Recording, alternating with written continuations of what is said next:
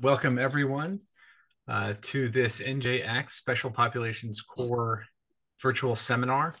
We're very excited to have Professor Sam Trejo from Princeton University talking about genetics and social inequality and trying to understand that a little better. I think it'll be a very exciting program. And I'm going to turn it over to Dalton Conley, one of the co-leads of the Integrating Special Populations Core, to introduce Professor Trejo. Thanks. It's my pleasure to introduce Professor Trejo, Sam, who co-directs or co-leads the Princeton Biosociology Lab with me at the Sociology Department in OPR, Office of Population Research at Princeton. His research investigates how social and biological factors jointly shape human development across the life course. This brings him into areas of quasi-experimental, computational, biosocial, quantitative methods, and his research typically uses large administrative data and longitudinal studies that have both social and genetic information in them. One branch of Professor Trejo's research surrounds polygenic indices, which are measures meant to summarize a person's genetic predisposition for a given phenotype, like a trait such as pride or depression, or a disease state like diabetes, for example. While polygenic indices are becoming more and more predictive of social behavioral and health outcomes, there's much work to be done in understanding what exactly goes into a polygenic score. What does it mean? So Professor Trejo studies how the social environment mediates, moderates, and confounds associations between polygenic indices and outcomes. Another strand of his research leverages field and natural experiments to explore the processes that produce educational and health inequalities, with an emphasis on the reciprocal relationship between education and health. His work in this area has examined, for example, childhood-led exposure, fatal school shootings, and economic segregation. He's currently at work on a book for Princeton University Press with his colleague and friend, Daphne Martyshenko, a bioethicist specializing in mixed methods and critical theory. They call this an adversarial collaboration. In the book, they unpack social, ethical, and policy issues related to the DNA revolution. In addition to all this, he's recently wrote an editorial on the misappropriation of genomics research by white supremacists. And on a personal note, he actually wrote an op-ed for the LA Times about how his experiences with nerve damage and chronic pain led him to donate a kidney to a stranger. So you can ask him about that after the talk, maybe. And we're not puzzling over humans and their behavior. He likes to do outdoors kind of stuff, camping, bike riding, etc. So without further ado, please join me in welcoming Professor Sam Trejo. Oh, I should announce that Sam has asked me if you have a technical, clarification question during the talk, feel free to put it in the chat and I'll alert him. But if you have a more substantive question, please, we're going to take those at the end. Thanks. Turn it over to you, Sam. Thanks, Dalton. Can everyone see the slides? Yep. Yes. Great. Well, then I'll go ahead and dive into it. So like Dalton said, I work with him in the sociology department at Princeton and also in the Office of Population Research. So I'm excited today. Dalton mentioned in my introduction that I'm working on a book and I'm going to be able to present some of the things to you from my book, a chapter or one of a couple chapters on social inequality and the role that sort of genes do or don't play in producing it and understanding it. So the title of the talk is What Makes Us Unequal? Understanding Disagreement Regarding Genes and Social Inequality. So, I want to flag that, yeah, this is all collaborative. This is all co-authored with Daphne Martyshenko. Very exciting. She's actually starting on November 1st as an assistant professor in the Stanford Med School. She's a postdoc right now. So very excited for her to join the ranks. So she is a qualitative leaning mixed methods bioethicist and social scientist. A lot of her research is in ELSI, so the ethical, legal, and social implications arising from genetics research. And she spends a lot of time sort of helping quantitative researchers like me, like facilitating the promotion of responsible communication of genomic research findings, and especially about social and behavioral outcomes. So the idea for the book is sort of tentatively titled Debating DNA. I doubt that that's actually what it'll end up being called, but that's the working title, is basically the floodgates of genetic data have opened, in the last kind of 2 decades especially.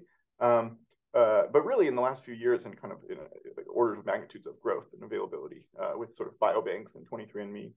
But now that we have genotype data, some sequence data, some old debates have been resurfaced, and there's kind of new questions, practical questions about what we do with this information. So some things that are kind of on the table and require some thought and maybe some regulation are genetically informed research. So things like what me and Dalton do, where maybe we can actually use genetic differences as a way to kind of solve some of the causal inference problems that we encounter in observational studies and make and understand basically kind of social and behavioral processes better. Then there's also sort of, in a more controversial note, polygenic risk screening. So that could be something like healthcare being stratified as a function of polygenic scores or polygenic indices. They're both the same. People use either term. And so this is something that is kind of actively being rolled out at many university hospitals for cardiovascular disease, for example. So as a function of estimated genetic risk, people are being stratified to different sort of treatments and interventions.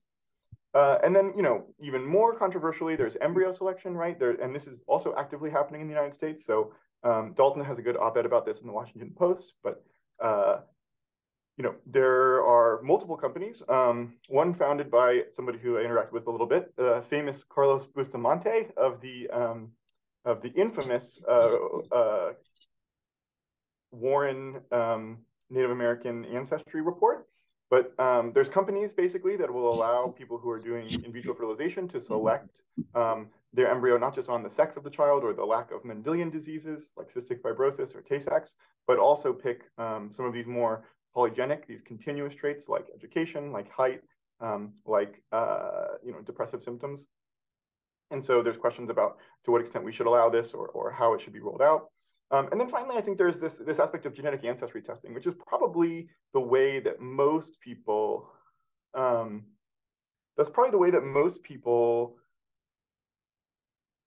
interact with genetic testing. And many tens of millions of people in the United States have done something like 23andMe or Ancestry.com. And so there's a fear potentially that the conflation of race and ancestry could lead to biological essentialism here, that people think that rather than race being a social process that we all do together and benefits some and harms others, that race becomes reduced to an inevitable result of sort of the big family tree of humanity, which I think is not true. But anyway, so there's these kind of controversial topics that the influx of genetic data sort of really brings back to the surface.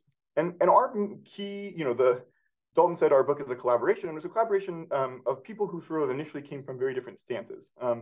Well, I think me and Daphne are both moderate within our camps. I come from the group of people that think that genetic data could be sort of useful and interesting, at least for social and behavioral research. Whereas Daphne comes from a group of people who are sort of more skeptical of the utility and critical of the potential consequences. So we're really, and these are sort of siloed groups that don't interact too much. And so we're really trying to basically facilitate conversation rather than having it in like comment and replies, but actually have it together in one book and put it in dialogue. And I do think, the more that we communicate, the more that we see that our disagreement is often a big portion of it is just communication. It's sort of being clear exactly what we believe and what we're saying. And then I think beyond that, we've also sort of moved together on the actual concepts. We actually sort of have less disagreement than we initially thought, though there still is plenty. But our key point is that grappling with the scientific nuances of genomic analysis, so just the fact, like, it's really, really difficult. Physical genetics is a complicated field, right? But you need all sort of the zoomed in technical details of, complex population statistical genetics in order to understand polygenic risk scores, for example. But then you also have to kind of take a step back and navigate like these zoomed out questions, which is like, genetics powerful and contested grip on the popular imagination. Why is it that we sort of always jump to genes as a source of individual difference? And why do we tend to think of genetic effects as immutable, for example? So there's these really different questions. One's more about DNA differences and one's more about kind of social ideological differences.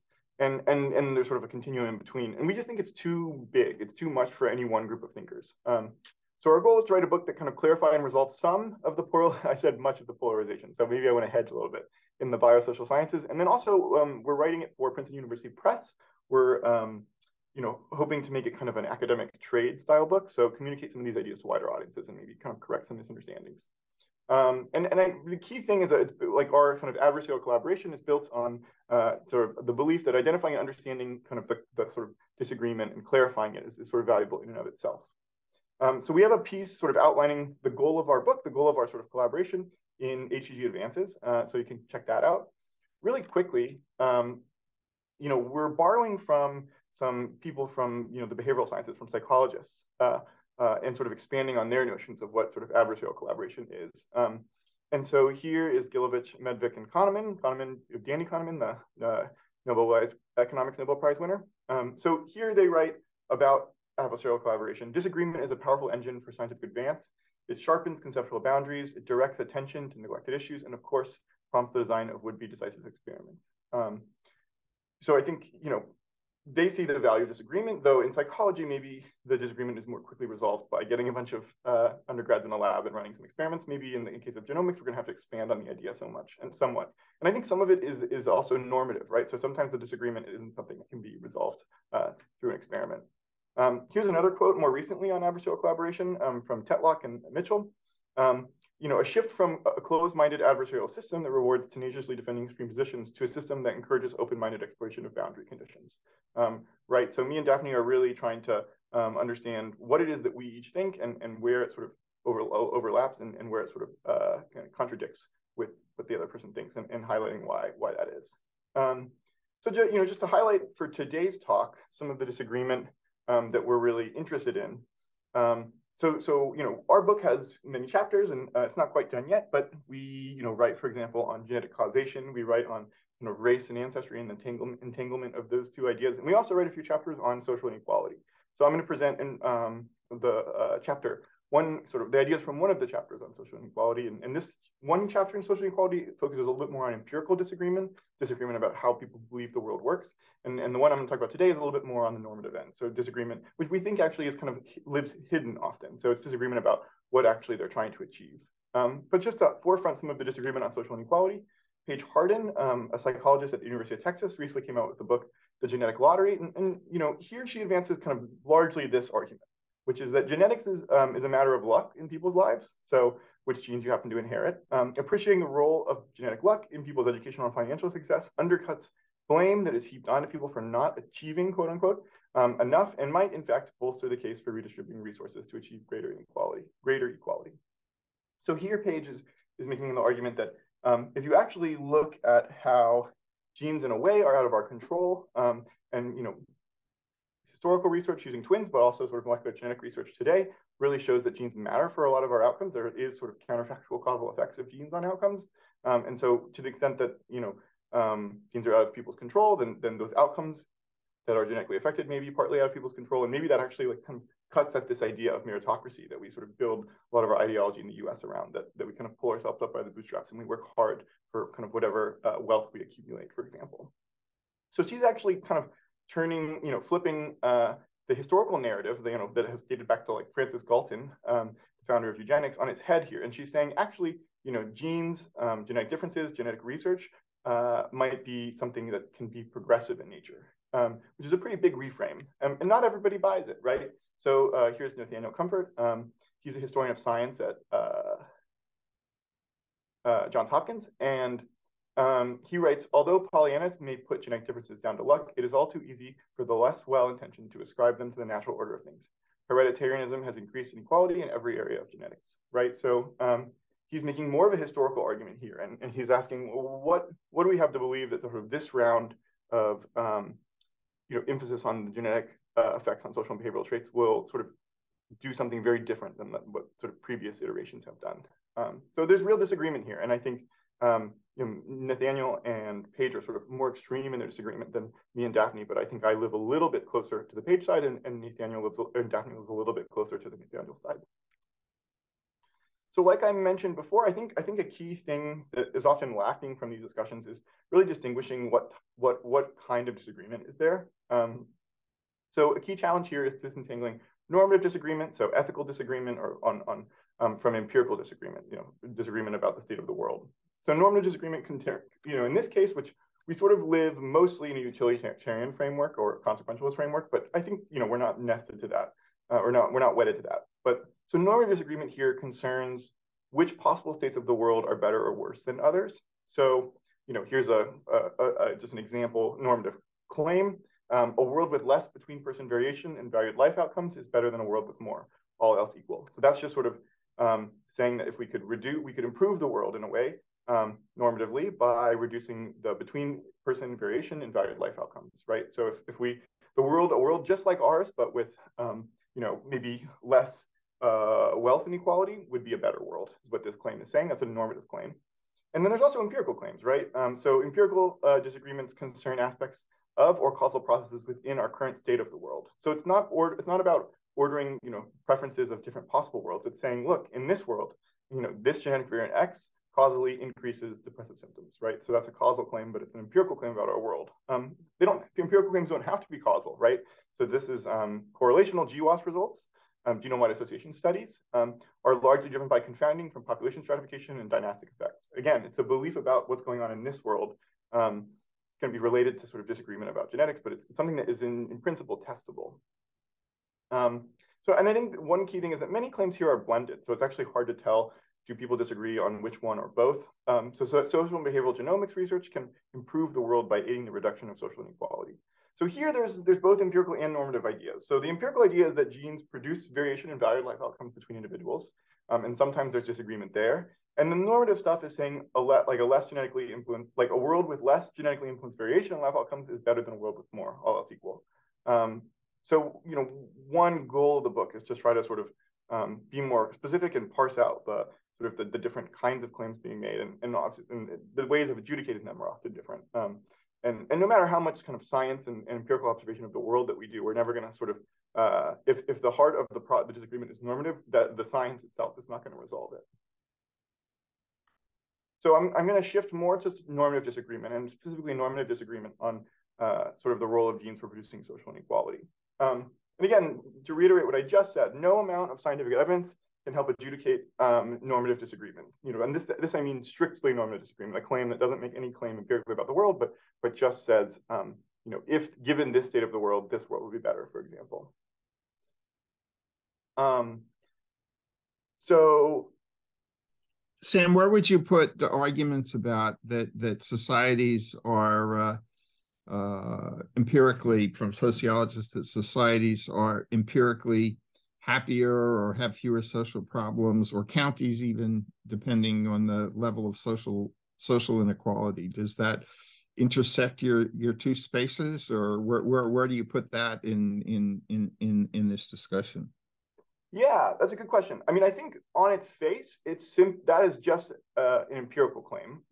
So I guess if by sort of happier we mean some specific like sort of quantitative index of well-being, if we're just sort of making a descriptive claim about some countries have sort of countries that have one variable higher, for example, maybe the Gini coefficient, like some measure of inequality, also have sort of higher well-being. In this case, it's like some specific measure. I think that's simply an empirical claim. I think we also often sort of mix them in that we're saying, well, we could mix it with a normative claim if we say that, look, societies with more inequality have sort of lower well-being.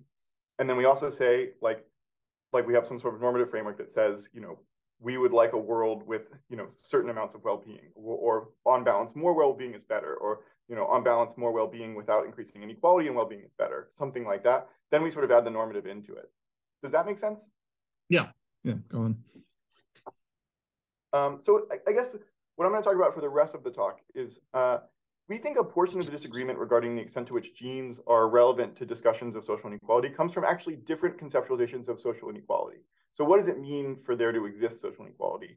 And how can we improve the world by reducing it? And in particular, I think there's different ways and different sort of generalities by which people translate individual differences into sort of social inequality or inequality.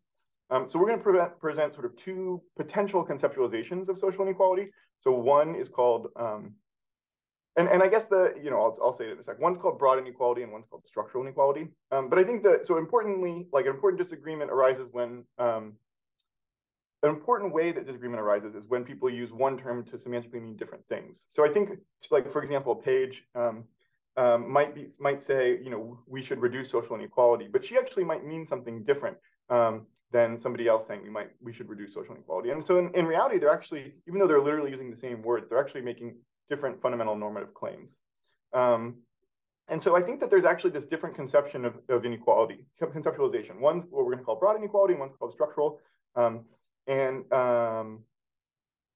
I think this actually transcends human genomics. So I think human genomics also, like, because of its sort of broad history, often ends up being a battle for broader epistemic, ethical, and scientific disagreements. So anyways, if you agree that social inequality should be reduced, but you disagree on whether we should be focusing on broader social inequality, that could affect a lot of things rather than simply just much more than simply just like genomics research. So now we'll get to the definitions. So here we're talking about broad inequality focuses on differences at the individual level. The broad conceptualization treats social inequality as any differences in individuals and their well-being. So, here we're being pretty agnostic about, well, one, what we're calling well-being. I think we're not wedded to anything in particular. It could be, one thing, it could be many things. And we don't actually have to be able to measure it for it to exist in the abstract. But we're also, but I guess the key thing about broad inequality is that it's agnostic towards the sources of sort of differences in well-being, right? It's just treating all variation in well-being or all the same. And I guess one thing I want to say is we don't here distinguish between, so here we're only assuming that well-being can be theoretically quantified. And we also don't distinguish between deserved and undeserved well-being, but you theoretically could, and that's just sort of a different ethical framework. So what's an example of something that fits into broad inequality? Like many things do, but for example, and we'll talk more about them, but for example, genetic differences between siblings that affect differences in their mental health, that would be something that would like create a sort of variation in well-being between individuals, and that would contribute to broad inequality. So if we're thinking of well-being as just one variable, like Yij, or we're thinking about it as a vector of variables, then you can think of like the variation in that one variable, for example, is going to be what broad inequality is. And it doesn't have to be the variance, right? Like that's one particular moment of the distribution, but we could also sort of take the Gini coefficient. We could also any sort of something that basically just looks at the variation in this outcome that we care about and reduces it to a number or a set of numbers. This is what broad inequality is doing. And I'm going to relate broad inequality mathematically to what structural inequality is, and then I'm going to sort of go into the weeds about conceptually what we mean by structural inequality. But the key thing I want to show you, and this is simpler, right? If we use the variance in the distribution of well-being, which I think is kind of our preferred definition. But anyway, you could think of it a different way. It just gets a little more complicated. So we can just do a classic sort of conditional variance decomposition. So if we have the variance in Yij. So I here is going to be individual I. And then J is just going to be some group membership. And so here we might think, just to make it simple, let's have it be binary. We can have it be sort of racial identity, and we'll have two categories, white and non-white. So we can decompose the total variation in well-being into two parts. The expected value of the variation in sort of an individual level well-being conditional on an individual's group. So this is the within group variation, plus the variation in the expected value of Yij conditional on the group. So basically, this is how much, given that we know a person's group, how much does their how much does their well-being vary? And then given that we and then this is sort of the average differences across groups. So, and again, we have the sort of overall variation, and then we can decompose it into within group variation and between group variation. And here we're focusing on just one group, but something we're going to flag is that the structural conceptualization can focus on many groups, and that's actually sort of a decision that it has to make. And so to put it in terms of our structural conceptualization, basically we're saying that look, this variation in Yij, this is the broad conceptualization of inequality, and then we're saying this basically systematic differences across groups. This is the structural conceptualization of inequality. So everything, you can see sort of mathematically here. is that like the amount of broad inequality is greater than or weakly greater than the structural inequality. So anything, another way to put that would be anything that contributes to broad inequality, or anything that contributes to structural inequality also contributes to broad inequality, but it's not necessarily the other way around, right? So there can be some things that contribute to broad inequality, but don't contribute to structural inequality. And actually, maybe genes are partly that. So we'll talk about that. So on the other hand, structural inequality more definitionally focuses on differences at the group level. So this, often occurs when social institutions systematically afford some individuals, unequal treatment, rights, opportunities across key structural categories. I think theoretically we think of structural inequality tends to be durable, something that sort of is produced and reproduced across place and time, persistent inequalities. So structural inequality exists when there are systematic differences in well-being across key social dynamic characteristics. And we have a name for these. I use it above. It's called structural categories. So we call these key categories structural categories. So for example, you might have a very parsimonious definition of structural inequality and think that the key structural categories in a given place and time are race, SES, and sex. For example, what would be something that contributed to this very sort of parsimonious version of structural inequality? Well, redlining, or credit discrimination across neighborhoods that sort of specifically targeted neighborhoods basically as a function of their race and SES. And again, so mathematically, just like we did with the last one, here we're talking about the variance in sort of the expected value of an individual's well-being conditional on their group, right? So it's just systematic differences in well-being across key groups. Sam, is there an issue in using the same terminology, structural inequalities, for an observed difference between groups and for the results of decisions of some sort by those in power? Because they're, we hear them used in totally different ways. Yeah, no, I think that's a great point. So, maybe another way to restate it would be what we're calling structural inequality is definitionally a little different than maybe what many papers, like what the emergence of the term structural inequality. And they would focus more on the process, whereas we're focusing more on the outcome. I think that's right. And I actually think that we're not making the claim that many of these kind of key structural inequality theorists think about structural inequality mathematically in this way. I think we're just trying to make a way that descriptively would capture the kinds of processes that they're talking about, and then that way we can put it in conversation with this broad inequality approach. Yeah, you might avoid some pushback by thinking about using different terms or something, because the implication of usually that inequalities are structural is that somebody made a choice somewhere along the line that is causing that, and if That's those right. choices were different, the result would be different. That's and right. those So there could may be true, but they're not the same assertion. That's right. So yeah, there could be. What if it's hard because there's a lot of ways that, in talking to Daphne, who is someone who's, so, to tip my hand a little bit, I tend to I actually see a lot of merit in both, and I don't think they're mutually exclusive, but I tend to lean more on the broad inequality side, and Daphne tends to lean more on the structural inequality side. And there's a lot of ways that she'll sort of, so I was trying to come up with kind of a random event that might produce, let's say, systematic differences across SES. But it's often hard to know that it's not structural. So what I was going to say, for example, is like, what if a tornado just runs through a town and by total chance, it goes through like a more impoverished part of town. So that would create some probably systematic outcome differences as a function of SES. But it wouldn't be, of course, the tornado wasn't trying to discriminate or anything like that. So it could be that under the theorist that you're mentioning's definition, that wouldn't be structural inequality, whereas in my definition, in our definition, it would. The hard thing too, though, is, so I think that's right, and maybe it's worth flagging. I'll talk to Daphne about it. We could think about either just really signposting what we mean early, which I think we do in the book, and maybe I should just do earlier in the talk. But I guess, one thing that's complicated is that, can we say for sure that's not structural? Well, what if many cases, I think there's a lot of kind of environmental, patterning of inequality as a function of exposure to sort of environmental hazards. So what if people are more likely to live in a flood area? what if like low SES people or people like of a particular race are more likely to live in a flood area than others as a function of kind of like overarching kind of like structural forces? Well, then in a way, the exposure to some sort of hazard could be structural. So it is hard to separate out, but I think it's a good point. Okay, so we're going to talk a little bit about this redlining example. So this is a redlining map of Philadelphia, which is where I live.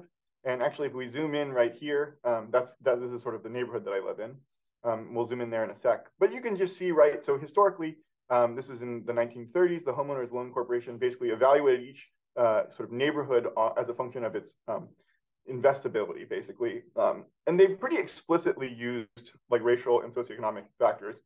In the red areas were graded really D, poor grades, and you basically couldn't get a loan a home loan in those areas, whereas in the other areas you were much more likely to. And of course, like home loan is a big way that people build wealth. And so, you know, to the extent that people of our structural categories, in this case, sort of race and SES, are disproportionately distributed in some of these hazardous areas versus others of the non-hazardous areas, well, then we're going to sort of produce structural inequality. So if we zoom in on the center of this map, we actually get to see this is where my house is. This is where I live in Philadelphia.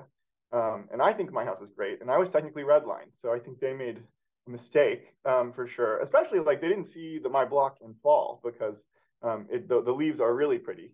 And I'm just being kind of joking here, and that we actually know why they redlined it, right? So we can actually find the documents that describe what it was about this neighborhood that led it to sort of basically be sort of credit ineligible.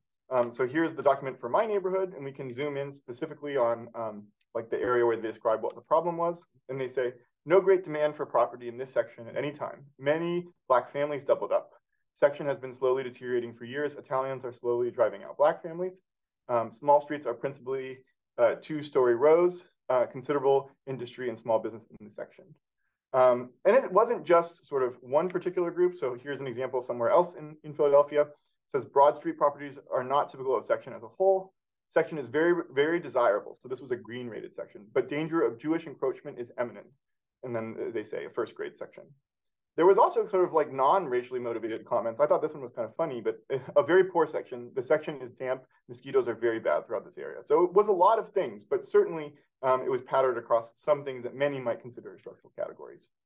You know, I'm somebody who works in data typically, and so I think there's something a little bit uncomfortable for me. I was just thinking about this stuff theoretically. And so I had this notion that maybe the idea of structural inequality was gaining traction. And I was curious whether that was true. And so I used the Google Trends data, and I just basically, these are smooth lines, they're monthly averages. But so from 2005, when the data starts to the present, I picked 5 words that were pretty demonstrative of different aspects of structural inequality. So one was critical theory, intersectionality, neurodiversity, patriarchy, and then structural racism. And all 5 of them were broadly increasing over the period. The y-axis is relative to the most search days it's ever had, and you can see on the right here, the most searches that these have ever had have all been in the last like year and a half. So these are all on the increase. I didn't know much. This is sort of very rudimentary social science, but I didn't know whether like, well, mechanically are Google searches just going up, or are many terms going up? And so I would try to think of things that I would expect to be going down, just to make sure this wasn't kind of an artifact of the data. So I just searched things that were popular in the early 2000s. So CD, Green Days, Heelys, iPod Classic, and low-rise jeans. And sure enough, all of the peak days are in the early period, and then you see a general decreasing throughout. So anyways, I think that there is some evidence that the structural framework is sort of becoming increasingly popular, or at least increasingly on people's radar. So quickly to talk formally about some of the math. So let's just say, so we have person I and we have our group variable. Say we have, again, we're using the simple categorization, but really mathematically it would be fine to use multiple groups. It just becomes more complicated for exposition. So we have individual Yij. We're basically making a causal model for the individual's outcomes. So we're saying that there's some average, there's some constant, and then somebody's well-being changes as a function of their income. It changes as a function of their sex and their polygenic index. And then also, maybe a principal component for some outcome, which is, a data reduction strategy done on genomes. Typically captures geographic variation in genotype. So we can also translate this individual level model. So the individual level model is really what, broad inequality is concerned with, right? So it's going to look at the variation in Yij. Well, we can also just translate this into a group level model. So we're going to say, y bar j equals capital J is just going to be basically the average of well-being within, one group. So now, instead of looking at individuals, we're going to collapse it down to the group level, and we're going to look at like basically systematic differences between groups. So, delta 1, 0, y bar j is just the difference between y bar j equals 1 and y bar j equals 0. So this is just the average difference in well-being between, in this case, white and then, or I guess, if we're, let's just say white is 1 and non-white is 0, then so white and non-white individuals. So we can translate this whole causal model into the group difference form. And here we have basically, delta yj, so the systematic difference in between sort of whites and non-whites in well-being. There's a typo here, but it's beta 1. This is also a typo, but oh no, that's not a typo. But so it's beta 1. This is the typo here. Times, there's the group difference in income. So the beta 1s from the top equation and the beta 1 in the bottom equation are exactly the same, right? But what changes is that these variables are now group level differences rather than individual characteristics. So, the group level outcome difference is shaped by the group level difference in income, the group level difference in gender, which probably we expect to be 0, the group level difference in polygenic score, the group level difference in PCs. And this was just to Stephen's point earlier, like just highlighting that this is kind of descriptive. Like we think we're trying to get at mathematically describe what people people who think about structural inequality, what kind of differences they're talking about. We don't actually think that many of the theorists sort of do this mathematical approach. But if we just take that initial equation, and so this is the group difference equation, one question we can ask is like, when doesn't something matter for structural inequality, right? And then another way to ask this is like, when does it count for individual inequality? And we'll get to that. So when doesn't something matter for structural inequality? One way would be, what if beta 3 is non-zero? So we actually think that there is individual level genetic factors that probably shape individual well-being. For example, genes that causally affect mental health. But what if the group difference, this thing on the right here, is just equal to 0? So if there is a causal effect, so beta 3 might be non-zero, but the group difference is equal to 0, and all of a sudden this product is just going to become 0, so it doesn't matter. So one way would be, what if the group difference is equal to 0? Well, then it doesn't matter for structural inequality. Another way would be the group difference is non-zero. So we think that, for example, racial groups have like systematically different principal components as a function of their differing ancestries or different average ancestries. But it could be that beta 4 just doesn't matter. So if we go back to this individual level model, it might just be that the PC here doesn't causally affect outcomes. And if we believe that, then it also falls out of the equation. So those are kind of the main two ways something like wouldn't matter for structural inequality. This way here, the beta 4 way, it wouldn't matter for any sort of inequality, right? Because if beta 4 is 0, well, then it doesn't matter what your individual level PC is either. But here, I think, is the key thing. With beta 3, if beta 3 is non-zero, but there's just no systematic group level variation, well, then all of a sudden, that's something that matters for broad. It does shape the variance and well-being of inequality, but it doesn't matter for structural. And I just wanted to flag that Sean Reardon, who I worked with at Stanford during my graduate studies, he has done a similar approach for this, for decomposing achievement gaps. So it's a good paper if you want to check it out. So kind of tying things together, tying things up, any process under our framework, any process that produces structural inequality, like redlining, also produces broad inequality. So broad inequality is a subset of structural inequality is a subset of broad inequality, which is like nice. That's why we call broad inequality. Really, it's just very generic, any sort of variation in these things we care about. So, what is a source of inequality that is broad but not structural? And this really depends on what structural categories someone chooses. And I think there's reason to believe that the correct structural categories should vary across place and time. So one example that we've talked about is handedness. I think historically, in Europe even, handedness was something that was systematically discriminated against. But today it's not really. I don't think that there's that much evidence, or maybe enough evidence, but people could debate it, right? You don't have to agree on structural categories. But anyways, I think you can make the argument that in the US and in the West today, handedness is not something that there's sort of structural inequality, structural discrimination against. Whereas something like historically there was. So, back in the day, handedness might have actually been a structural category. I also think there's some evidence that maybe in the Middle East, maybe in East Asia, handedness is actually still something that is kind of marginalized, and maybe you would want to include it on a list of structural inequality. So these are kind of context and time dependent, which I think for one, like, for me, this is one of the reasons I actually prefer broad inequality, is that I think it's kind of difficult to choose when and why, which things you want to focus on, and broad inequality kind of jumps past that decision. And the key thing to notice, I guess, is that as the number of structural categories grows, structural inequality approaches broad inequality, right? So the more things that you're looking for, like in the limit, if you're looking for sort of infinite different, if you're looking for structural inequality across infinite groups, you're basically just going to recover the entire variation in your well-being variable. If you're only looking for relatively few groups, then structural inequality is going to be sort of a much smaller subset of broad inequality, and that's where they might sort of diverge more substantially.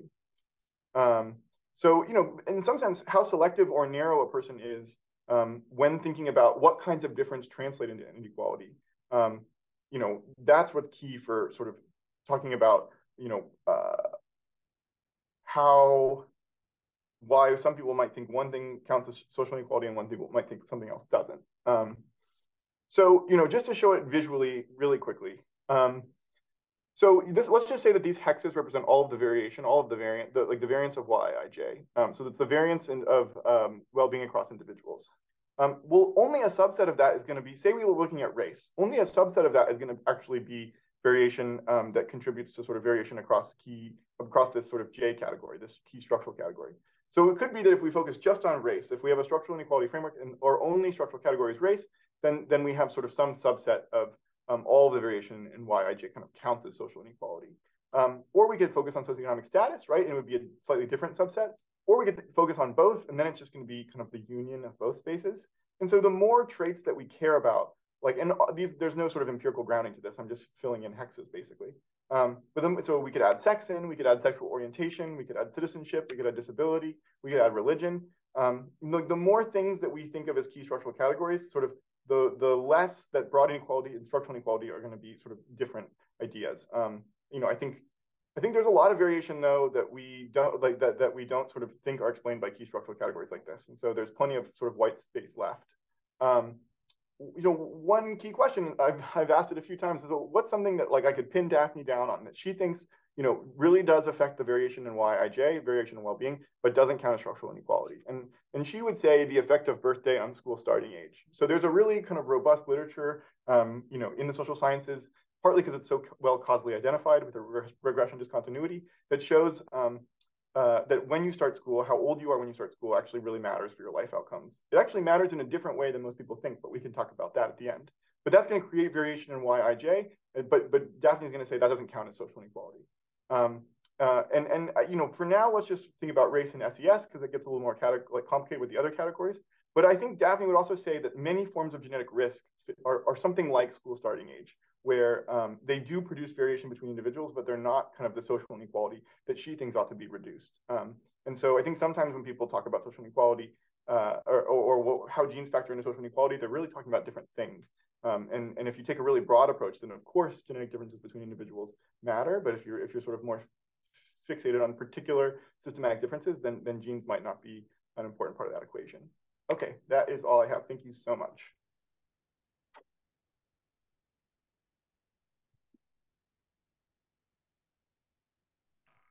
This is fantastic, Sam. Thanks so much for giving the presentation. Is there anyone who has any questions for Professor Trejo right now? Just feel free to speak up, unmute yourself. I'll start us off. Could you define social inequality for me as you're using the term? Because it seemed like sometimes you were slipping between structural and social. Oh, so sorry. Social inequality, I'm saying, doesn't have an explicit definition attached to it. There's structural and there's broad inequality. And basically, some people, when they use the word social inequality, are enlisting what I'm calling broad inequality, and some people, when they use social inequality, are enlisting structural. So I personally, like, if I was like dictator of the world and I was thinking about like how to enact my kind of world plan, I think I would use broad inequality as my definition for social inequality, but many people might disagree with me. But then anything that's all inequality then. I mean, that's not making a distinction between social and equal like Rousseau does, for example. That's right. No, so I mean, I guess to the extent that it's not all inequality in outcomes, I guess. It's like, say that you have some conceptualization of what kind of things matter, like whether it's well-being or something like education or health or like whatever things you think are important. I think that all, for me, like if I were to say, like, I think if we keep the average well-being in the world the same, but we reduce the inequality in the world of well-being, like, and well-being being some sort of list of specific characteristics, like for me, like, yeah, I think all of it reduces risk. Like I am being broad in my conceptualization.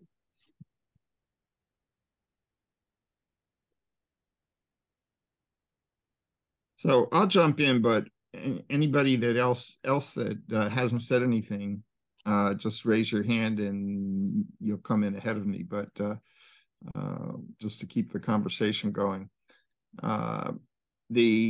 there's a critical difference between the example of the birthdays and the example of genetic risks, because the birthdays iconically are equally distributed between groups. The genetic risks may not be. So if there's a difference in outcome that could be statistically associated with those genetic risks, then how do you fit that into your theory? And I mean, it kind of goes to the heart of these debates that we're having, because the extent to which that affects individual outcomes, let's say, contrary to fact, you had one group that had a lot of left-handed people and another one that didn't. Then and there was a policy that said you can only get a driver's license if you're right-handed, because left-handed people may be risky.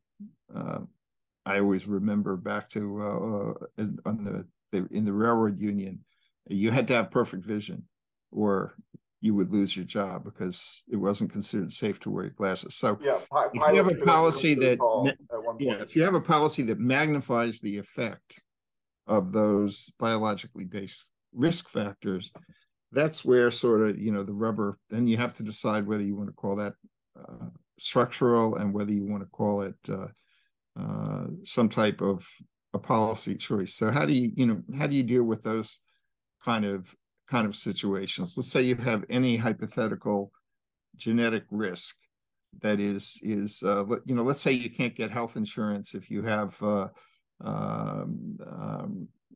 if you have sickle cell disease. Yeah, so I guess one important distinction that we make sort of at a different point in the book is sort of what kind of, one key thing is that all genetic effects through the counterfactual framework. So thinking about, like, what would my life be if, I inherited sort of this like variant versus that variant, holding everything else equal in my life,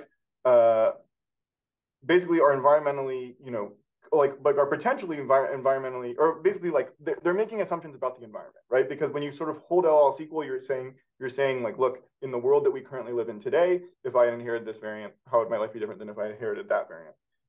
And so many like genetic effects, and I think like we don't have a good way of really right now, because there's such small effects of individual variants on most social and behavioral outcomes. We don't have a good way of sort of sorting out how basically, direct and biological versus sort of proximal and socially mediated all of these effects are. So like under the counterfactual framework, for example, in our world today, like genetic like influences on skin color, to the extent that they like evoked like racial animus, would then be and that affects sort of like mental health or some sort of like educational outcome, then all of a sudden that would count as a genetic effect. So one key question I guess I want to flag is like, what world are we? So like are we applying our framework to? We kind of come up with this idea of like the bare minimum fair world, which is like a world that does not discriminate on trivial differences. So something like skin color, to the extent that you were less likely to get a job because of your skin color, but not because of your sort of potential performance at that job, that would sort of not fit into the bare minimum fair world. And in that world, like there still might be genetic effects that are kind of that are influenced by social policies. So, for example, I think like the railroad worker is a good example where actually maybe eyesight does sort of matter for your sort of performance in that job, or the risk that you pose to others in that job. So then it would be sort of fair under this bare minimum fair world. But anyways, all this is to say that I think in our world and in sort of most conceivable worlds, genetic effects are often operating through social pathways. I don't think that or sort of what we would consider sort of environmental pathways. I don't think that in our structural versus broad framework, that's actually an important distinction. I mean, it matters what world sort of the beta weights are coming from, but the way that we are sort of parsing out the variation is very inclusive. So to the extent that there were genetic differences across racial groups that led to outcome differences, then that would fit into what would be considered structural inequality. And yeah, I mean, I guess there's another conversation. We also talk about like what is the likelihood or what would be the magnitude of such things. And I actually just think for most social and behavioral traits, I think there's a lot of genetic differences. Like, so for example, the things that 23andMe is able to identify your ancestry on that are the result of genetic drift. I think the vast majority of individual genetic differences across kind of, in this case, sort of racial groups, but really like ancestral groups, are the result of genetic drift, which is sort of random changes that are population specific over time. And we have like sort of a well-behaved understanding of like what kind of outcome differences that would produce in sort of different kinds of risk. Anyways, I think it's relatively unsystematic, I guess, is what I'm saying. So how would you bring this conceptual framework to bear? I think that the distinction that you make between the normative and the empirical is it could be a really powerful tool for organizing some of this discussion. But of course, it can become problematic. And I was probably guilty of problematizing it a little bit when I mentioned this, this issue, because a lot of sociologists have looked at it, that are there, from Michael Marmot onward, is there empirically, are there harms? Does inequality itself cause social harms to everybody? Does it cause lack of trust? Does it cause and that's an area of empirical research, but that doesn't sort of negate the power of the framework. It just gives you purchase actually to say what are these kind of in between cases. But you're building this very interesting structure, and it has sort of the potential to generate questions or frame questions that haven't quite been framed in that way in a lot of debates that have just been, sort of in some ways horribly repetitive over the years. So as you think about the book, how do you bring this framework to bear on the kind of arguments that we have constantly, and just sort of to pick one example, how do social safety nets fit in? One sort of simplistic example of a social safety net might be if you have sickle cell disease, you can't be blackballed from having insurance. That's kind of similar in a way to if you live in a neighborhood, as I did as a kid, and as Dalton did as a kid, that would be redlined, that that you need a social policy to prevent discrimination in those ways. But where would you put things like broadly access to health insurance? The extent to which we have a social welfare state, and what is and having decisions about social welfare states. I've done a lot of work in the past. For example, late life inequality depends a lot on choices about how we structure pension systems and social security systems. So where would you put conceptually, how would you bring this to bear on arguments whether social policy should be buffering some of these differences, whatever if there are whatever differences there are that are brought to the table? What does this tell us about just social policies that would reduce the consequences of some of these differences over their life course and prevent them from accumulating over the life course? Kind of gets a little bit into the burden of history as well, but I've already spoken too much. So yeah, I guess so. To your first point about that maybe inequality, like maybe sort of the distribution of sort of different sorts of things within a society matters, like has a causal effect on some of the characteristics of that society. I mean, I think that's a great, like for us, there might be some kind of maybe people who are more consequential for utilitarian that kind of just think, average well-being is what matters. The distribution of well-being is not so important. And so the fact that this economists. Right. So I think the fact that there's maybe evidence that the distribution of well-being sort of matters for the average well-being, or like is something very useful here. Like it helps inequality not be sort of shunted to the side of the conversation. I mean, so I guess I can answer your question in two ways, sort of more broadly about how you would apply the framework. I mean, I think so. Let's put genes aside for a second. Like I think there's this question of like, when we're focusing on inequality, what sort of outcome differences should we be trying to reduce? Like this, like, and so if in the case of sort of something about like healthcare in later life, it might be that there you have kind of different policies at play about whether you should sort of try to reduce the most kind of like maybe there's things that are going to reduce well-being, like going to reduce variation in well-being between people, but of similar kind of these key structural, maybe like race, gender, SES categories, versus there's going to be some policies that are going to like contribute to like reduction in systematic gaps. So I mean, for example, you might not think different aspects of like health status like fit into these key structural categories. So maybe like in this way you could think of it, this will bring the genes back in, but there might be some sort of like genetic predisposition for aging or something like that. But that is pretty evenly distributed across like sex and gender and race. I mean, sex is more complicated, I guess, but sex, gender, race, and SES. But so I guess it's just like I think it's easy to imagine policies that might sort of be that might actually, like you can imagine a policy that uses aspects of racial identity or SES or targets particular neighborhoods that is like specifically designed at sort of reducing these gaps.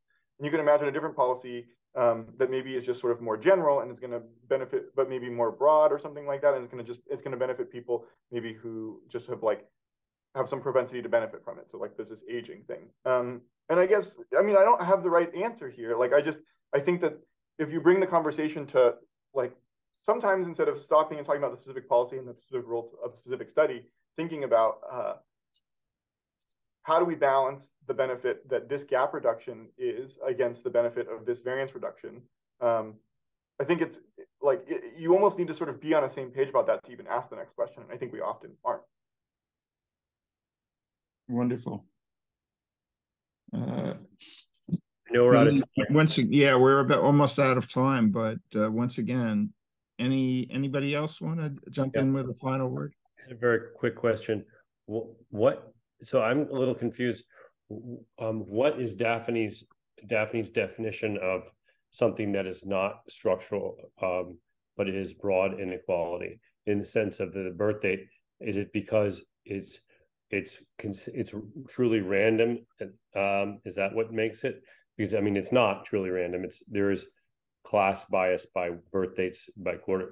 Right. I mean, I think like probably she is a little difficult to sort of like get a precision here, but I mean, I think like conceptually the key thing is that it's not like meaningfully differentially distributed across like whatever she's considering her structural categories to be. So it might, I mean, I guess it would be interesting to like bring some empirical evidence to bear on this. Like it might be that there is, yeah, I mean, I know that there's some evidence that there's non-perfectly random distribution of birthdays, but like it might be that like basically the distribution of treatment sort of for like school starting age is basically like only trivially sort of associated with class, whereas like the distribution of like a red line neighborhood is like sort of very meaningfully associated. So it might just be a degree thing here. I mean, yeah. Well, yeah, that's less satisfying. It is a little less satisfying. I agree. But yeah, there's a lot more to talk about. But thank you. I'll just make one more comment, which is that I think your framework could be enriched by bringing disability outcomes associated with people with disabilities into the conversation. Because yeah, no, we do have plans to do that, and that's a really great point. Yeah. All right, Jim. All right, well, I have to go run and teach actually, but so thank you so much for having me. Thank you so much. Yeah, thank you so much, Sam, and everyone.